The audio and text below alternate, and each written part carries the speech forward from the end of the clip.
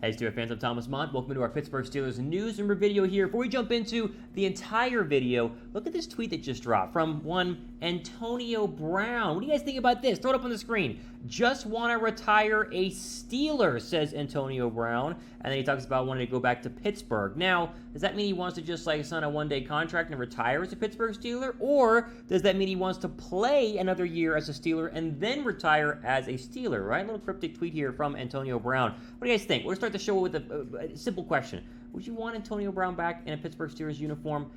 I don't think so. I don't know how you could take back Antonio Brown after what you saw him do with the Tampa Bay Buccaneers. It wasn't just the fact that he, was upset with the coaching and the whole injury issue, but the fact that he stormed off during a football game to me was like nail in the coffin. No team is going to ever take a risk on him again. But he's made it known again today, just a couple of minutes ago, he wants to retire a Steeler. What does that mean? Would you want to bring him back as a Steeler and see him retire in the black and gold? Let me know down below in the comments section right now.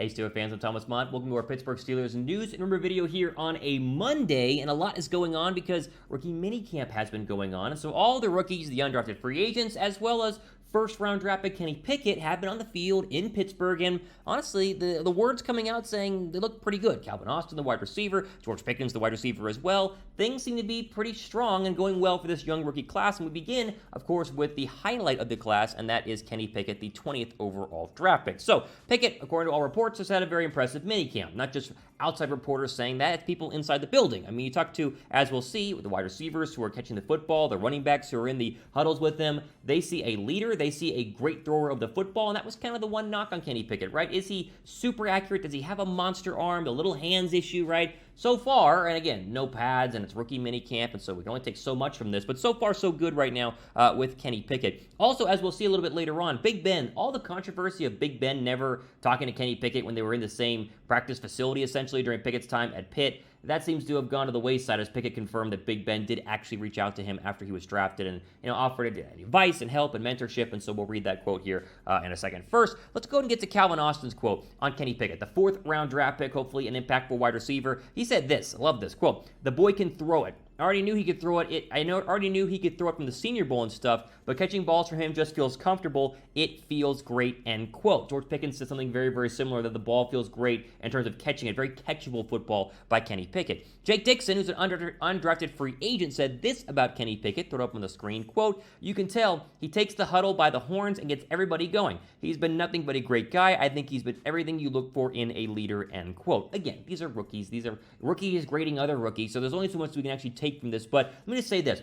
All good signs coming out of rookie camp, right? There have been times where you get to rookie camp and it's like, ooh, that quarterback didn't look very good, or that quarterback not that accurate. Now, training camp is where you really get the full feel of if Kenny Pickett can actually play or not, maybe even preseason, obviously week one, where you get actual football games, actual pads come on, but at least during rookie minicamp, you're seeing the leadership and a well-thrown football, right? Those are the two big things right now as a young quarterback. Is he figuring out the offense, right? Is he studying the playbook? Is he kind of figuring out what he's looking at in terms of defensive schemes from the offensive quarterback perspective? Is he throwing a catchable football, and is he leading the huddle? Those are the big things that every quarterback needs to be able to do, and so far so good in terms of what we've heard from Kenny Pickett. Now, does this mean he starts week one? I don't know. We have a long way to go to that. I want to see him in training camp, see him in preseason. This is Mitchell Trubisky's team as of right now, but anytime you draft somebody at the 20th overall draft pick, it kind of speed up the overall process of becoming a starter versus being a backup. Let me ask you guys this. Who starts week one, Pickett or Trubisky? Type P down below for Pickett or type T down below for Trubisky. I'll say Trubisky for now,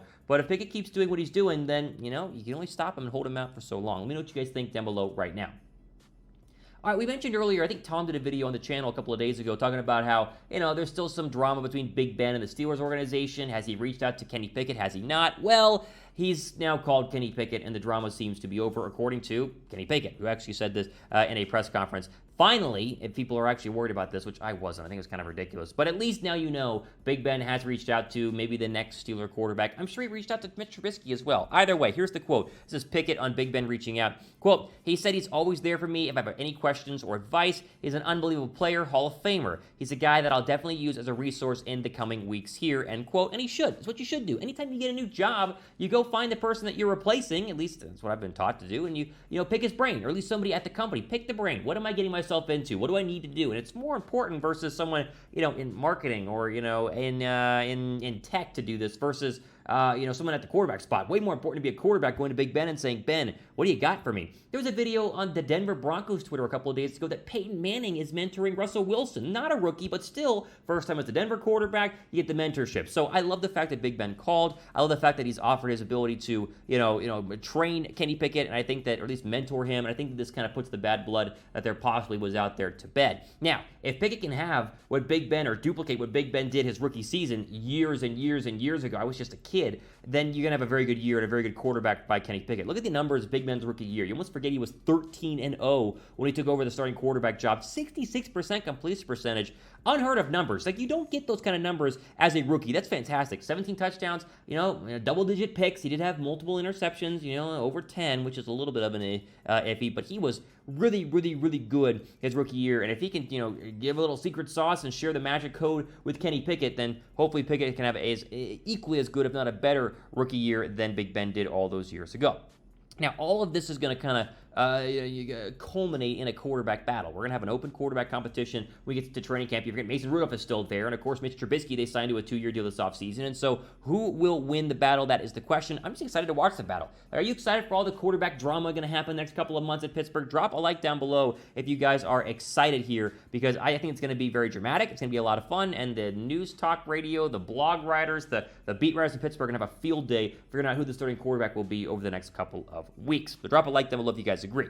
All right, quickly here before we get into ESPN calling out the Steelers' defensive line, get your terrible towel today right now. As you see on your screen, use the link down below in the description box, chatsports.com/terrible towel. Now, you should own a terrible towel, right? Like, you 100% should have a terrible towel. However, if you don't, you can get one right now. They're less than $15. Bunch of different looks and colors here, black or yellow. Obviously, all the different types of terrible towels that you can go ahead and grab. Just get the original one, right? You see, get the original one. Get the terrible towel. Are you going to go to a home game this year? You should. If you've never been to a home game in Pittsburgh and never been to an NFL game in general, they are so much fun. If you do go to a Pittsburgh game this year, you need a terrible towel. Get it down below right now. We got it for you. Chatsports.com/terrible towel is the link that you need. Pick it up down below right now. All right, final quick story here. This is interesting. ESPN went ahead, I don't know if they called out the Steelers defense, but they analyzed each football team and gave you the weakest link. And apparently, the Pittsburgh Steelers defensive line, according to ESPN, is the weakest link, which isn't a big surprise to me because, we knew that all along. But the way that they write it up, I think, is very fascinating. We'll throw it up on your screen right now. Quote.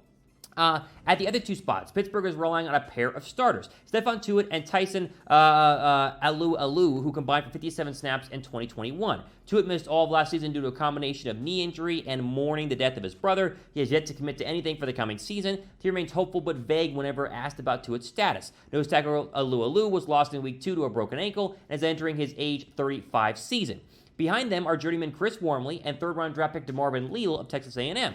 A middling athlete who disappointed on tape, though playing end in a 3-4 might be suited to his skill set. Obviously, the Steelers can still generate a pass rush, but they were 27th against the run by DVOA last year. Unless Tuitt and Alua return to form, they may not improve much, end quote. Now, this is fair, right? The article did mention that Cam Hayward still exists. And obviously, T.J. Watt, even though he's more of a pass rusher than a run stopper, still creates, a 1-2 punch that is very, very good. But it is really up to Stephon Tuitt, in my opinion. What are you going to get? Are you getting Stephon Tuitt this year? Everything that's been kind of reported is that he expects to go ahead and play. He's been seen at the Steelers' facilities this offseason. But what are you going to get? Are you going to get a guy who, is playing at the peak of his powers? Or are you going to get kind of, post-injury, post-laggard 2022 season where he plays, mediocre? That's the real question here. This defensive line can be greatly improved. I think DeMarvin Leal, for instance, at Texas A&M is grossly underrated. I think that he would have been a first-round draft pick had he played a little bit better at Texas A&M his final season there up at College Station. I think that he can